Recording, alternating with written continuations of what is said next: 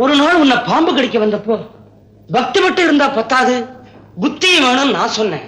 அதுக்கு நீ புத்தியும் அதை பயன்படுத்துற சக்தியும் கொடுக்கிறவனே அந்த முருகன் தான் சொல்லி முழுக்க முழுக்க அவனையே நம்பின முன்னேறிட்டேன்.